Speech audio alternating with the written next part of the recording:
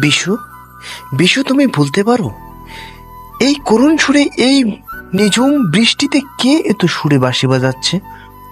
বিশু, বিশু কি তুমি কি তাকে দেখেছো? কে এত সুন্দর বাঁশি বাজাতে পারে? বিশু, বিশু তুমি কি তার কাছে আমাকে নিয়ে যেতে পারবে? বিশু, বলো না, বলো না বিশু, এ কে? আমার প্রাণ যে তাকে ভীষণ দেখতে চায় বিশু।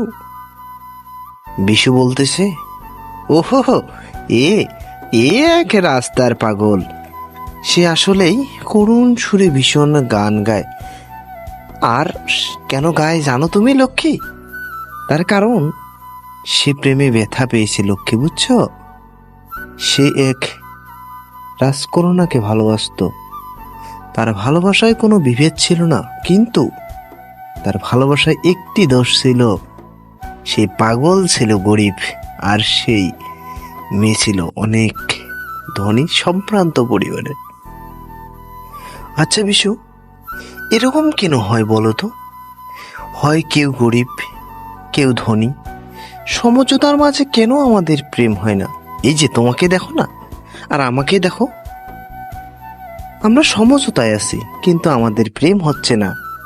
কিন্তু যদি আমরা উঁচু নিচুতে থাকতাম অবশ্যই আমাদের প্রেম হতো।